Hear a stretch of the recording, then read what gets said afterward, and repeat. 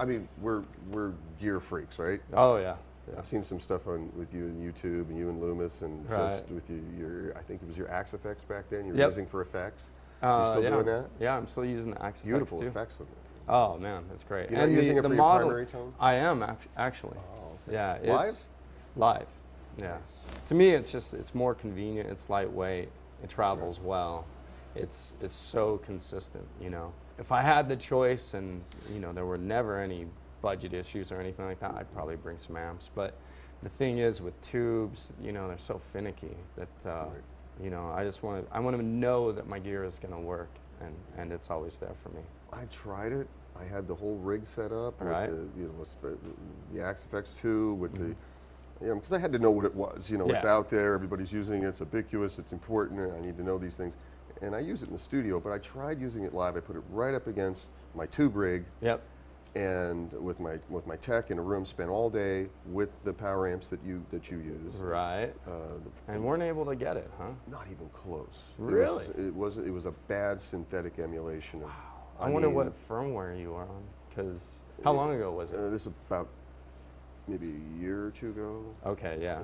I mean, still fundamentally, I couldn't imagine how it could even compete with what's happening in a tube amp. Right. You know, but that's because I come from a different era than you do. Right. Not that you don't appreciate earlier era stuff. No, I love, you know. I mean, Clapton at Royal Albert Hall, and you know, I mean, just still one of my all-time favorite tones is your first Lynch mob. I mean, that tone was insane. I'll tell you what that was very quickly, because this just is kind of ironic you brought that up. Yesterday, I got a box, and somebody had sent me the amp I used on that record that had been stolen. Really? It was a 1988 Soldano that I've had 12 Soldanos since then. None of them have ever sounded like that one. Right.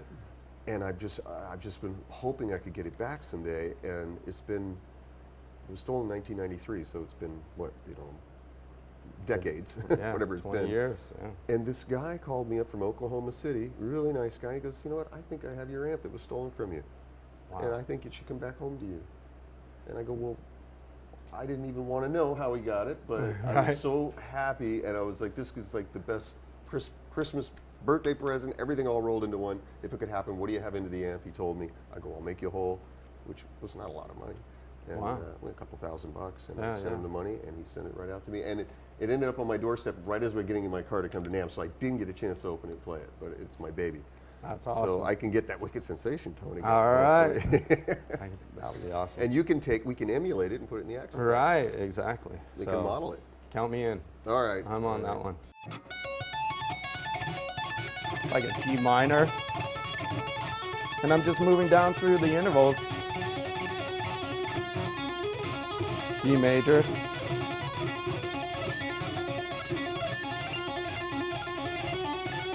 E flat major. Well, we play obviously dramatically different guitars, you know, as you know, the 7-string Jackson, but they're high impedance pickups. Yeah. Which is nice. I don't like active. Yeah, you see a lot of active on the 7-string guitars. Right. I wonder why that is. Is that just a metal thing? I think it's probably. Quicker response. Yeah, well, I think it's more gain. It just simply comes down to, you know, a lot of people who gravitate towards 7 strings want more gain, so it's a nice easy fix and a nice easy pairing. But not as dynamic. No, I don't think so at all. No. So those are DiMarzios? Yeah, these are DiMarzios. These are actually custom made to my specs. Oh, okay. This was a PAF Pro that I modified a little bit. I put a little bit of a peak in the 550 hertz range, right in the mid-range. And then I bumped up the highs just a little bit, and I did the same thing to this pickup, and just love them. So they're kind of like custom to this guitar. Wow. So people can't buy those? No, not at all. They can't call DiMarzio to the custom shop and have them do a wind? You know, I'm not sure about that one, but they're not for sale through DiMarzio, only on the guitars. Okay. And so it was a quilted maple top? Right, and mahogany body. And then Planet Waves tuners, which I really love because they cut the string for you, so it makes it nice and clean. Oh, nice. Yeah, and you fire your roadie now. Right. Save money. Okay. And of course, Floyd Rose, as you use. And pretty simple setup, 3-way switch, volume to split the coils.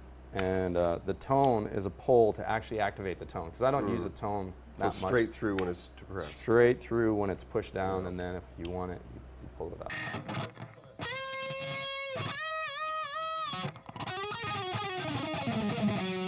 So that's without it pulled, and if you pull it.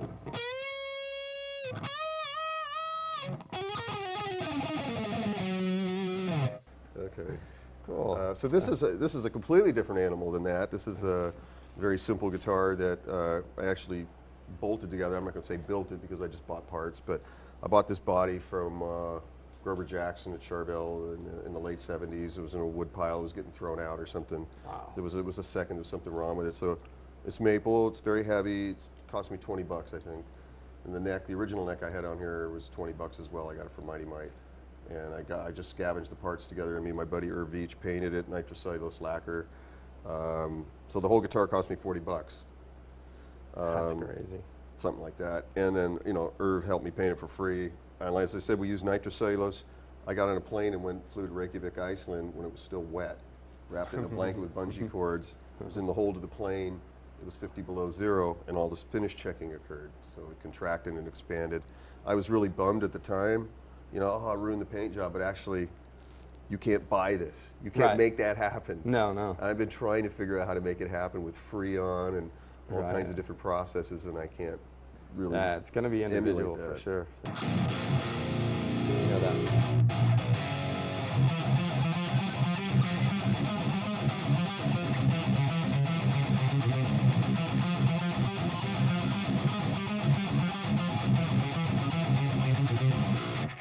That kind of low end, just the punch, the sock, and the gut.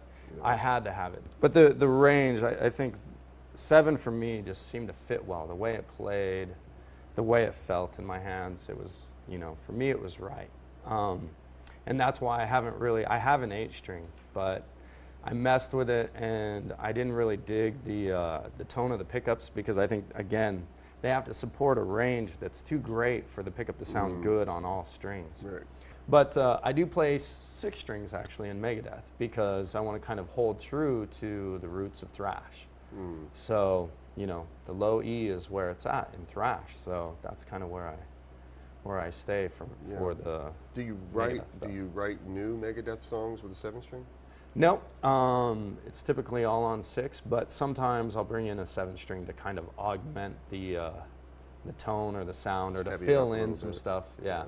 Just to see if it's usually when you kind of add the texture and the icing on top of a final recording and stuff, to see if it can add any more lows or anything Fatten that it might up be a little missing. bit, Yeah, make it a little heavier, a little more substance. Or exactly. Yeah. And then live, you don't really need to do that because it's live. Yeah, it's live, and those PAs they got subs. Yeah, exactly. When I would do.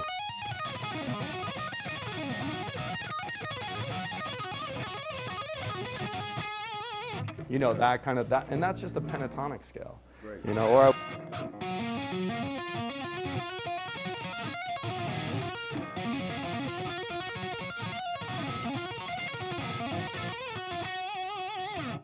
in addition to your vibrato, the horizontal vibrato that you've done and kind of pioneered, I think. Jack-off vibrato, it's called in Japan, by the way. Yeah, is it really? Jack-off.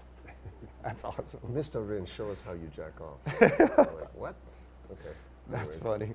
But in addition to that, are there other innovations that you feel like you've had a good hand in either bringing to the table or really utilizing really well, pioneering? I was really more of a follow-along guy. All these kind of things were happening in guitar music in the 80s, and I was just playing catch-up because I'm an older guy, I'm a blues player, and I was trying to fit into a world of, 80s shred, and seem not disingenuine. So it was a little out of my box, it was a little uncomfortable for me, it was very stressful actually. But right around the Eddie era, I was coming up with patterns, so very simple kind of tapping patterns. And one of the first ones I came up with was one that I showed to Randy Rhoads backstage when we were doing a gig together, and he used on an Ozzy song. which kind of blew my mind. And I don't remember what Ozzy song, but you'll probably recognize it. So it's get my jacket out of the way here. But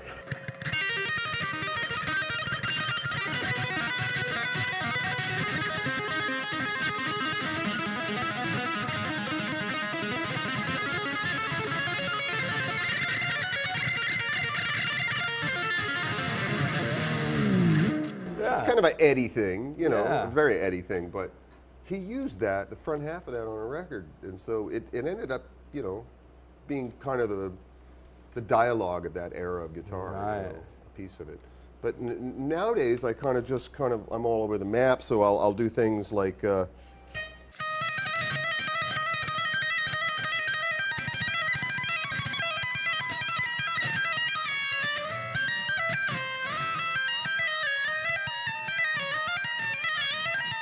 I just find little patterns at work. I mean, I just made that up. I mean, it doesn't mean it. I don't know where that fits in the musical spheres, but I mean, I'm just coming up with patterns that kind of make sense to my ear. I do kind of like an intervallic.